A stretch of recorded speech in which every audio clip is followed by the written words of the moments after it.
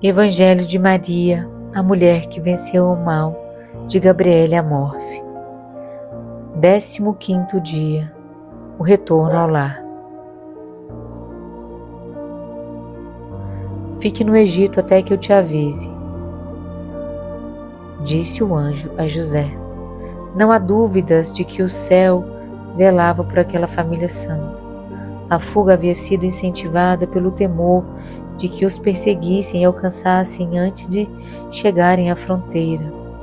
É muito provável que a pequena família tenha pegado o caminho da caravana que conduzia ao mar a partir de Berseba. Passando perto de Gaza, outra estrada costeava o Mediterrâneo até Alexandria. Era a famosa Via Maris, caminho do mar, que José certamente conheceria graças aos seus relatos, os comerciantes e beduínos, uma rota de 400 quilômetros que exigiria cerca de 20 dias de caminhada. Onde ficariam, por fim? As tradições que estabelecem a residência da Sagrada Família nas imediações do Cairo, provavelmente junto de um grupo de famílias judias que não era difícil encontrar no Egito, são bastante unânimes. A poucos quilômetros do Cairo, em um local chamado Matarié, há um sicômoro de muitos séculos, cercado, conhecido como a Árvore da Virgem. Não sabemos nada precisamente, salvo o fato de que sua morada no Egito estendeu-se até um novo avesso. Se abrigariam o melhor possível dentro da precariedade características dos exilados ou dos visitantes provisórios, que viviam animados pela esperança de poder voltar logo à sua terra. É razoável pensar que José exerceu o seu ofício, começando tudo desde o princípio, o esforço por obter reconhecimento e confiança e, naturalmente, uma nova clientela. Acreditava-se que o exílio não duraria muito. Ao ordenar o massacre dos inocentes, Herodes estava próximo da morte. É mais uma vez um anjo que, sempre em sonhos, diz a José: levanta-te, toma o menino e sua mãe e retorna à terra de Israel.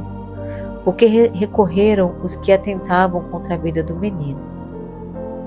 José recebe, enfim, o esperado anúncio para poder voltar à pátria.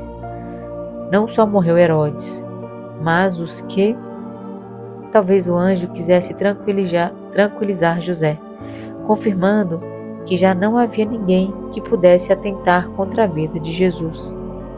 Ou pretendeu repetir as palavras que Deus havia dito a Moisés quando fugiu do Egito para se livrar das garras do faraó. Todos aqueles que tentavam contra a tua vida estão mortos.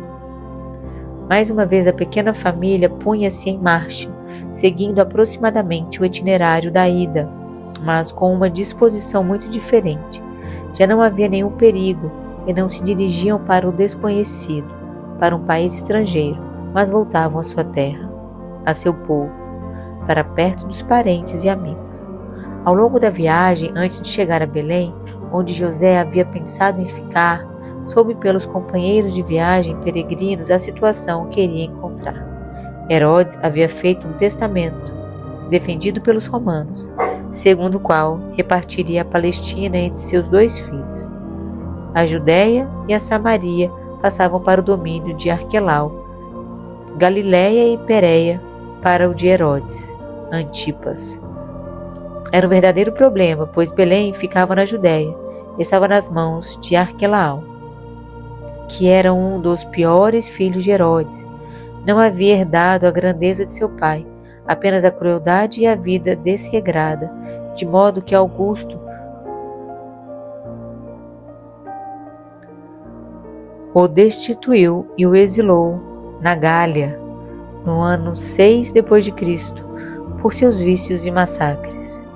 Com razão, pois, José tem um instante de hesitação ao voltar a um lugar onde reinava homem tão perverso. Uma vez mais um anjo confirma, em sonhos, que os seus temores têm fundamento, e por isso José volta a Nazaré, sua aldeia natal. Nesse ponto, podemos imaginar a acolhida festiva que receberia por parte dos parentes e amigos. Vale lembrar também uma peculiaridade dos hebreus, Toda propriedade, casa ou terreno, por mais pobre que fosse, era conservada com grande respeito ao proprietário legítimo, mesmo que ele se ausentasse por muito tempo. Podemos pensar na alegria de voltar ao lar, por mais modesto que fosse. O pequeno Jesus, que tinha uns 3 ou 4 anos, chegava a Nazaré pela primeira vez e seria o centro de uma alegre acolhida. Neste momento, Mateus, tão cuidadoso para não se esquecer de nenhuma profecia, apresenta um verdadeiro quebra-cabeça para os pobres biblistas. Afirma que José escolheu Nazaré para que se cumprisse o que foi dito pelos profetas. Será chamado Nazareno. É uma referência vaga na qual não temos confirmação. Marcos e Lucas falam com mais simplicidade e clareza sobre Jesus, Nazareno, ou seja, habitante de Nazaré.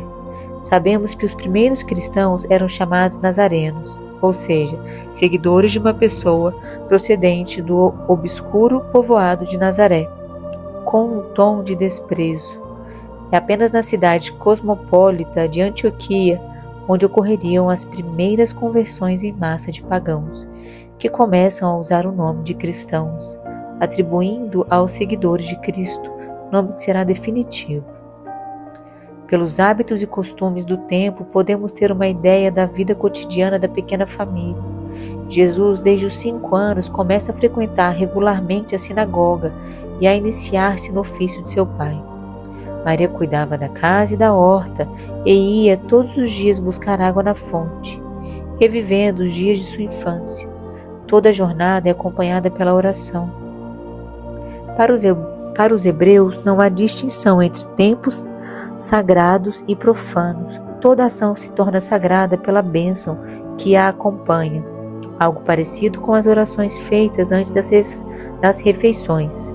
Conhecemos uma centena dessas bênçãos que ofereciam a Deus em cada uma das ações. A vida modesta, humilde, aparentemente quase insignificante do Filho de Deus e de seus santos pais nos ensina o grande valor das ações comuns, feitas com amor e oferecidas a Deus. A santidade não consiste em fazer coisas extraordinárias, mas em realizar santamente os afazeres de cada dia. Reflexões sobre Maria.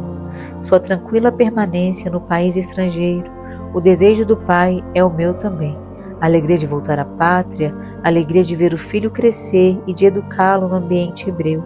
Sua confiança total em José é a satisfação de saber que era iluminada por Deus. O desenrolar humilde da vida cotidiana que ocultava de todos a grandeza real do filho e a sua própria. A vida de então era atribuída à casa, à horta, de certo Maria tinha as mãos calejadas de trabalhadora do campo. O cuidado dos animais domésticos, a moenda de trigo para fazer o pão. Reflexão sobre nós. Saber esperar pelos planos de Deus com total disponibilidade e confiança. Os caminhos de Deus são muitas vezes mais difíceis. A dedicação ao trabalho cotidiano para ganharmos o pão com o suor do nosso trabalho. A monotonia da vida de cada dia, fazer tudo com amor, oferecendo-o a Deus. Esse é o caminho normal, através do qual nos santificamos.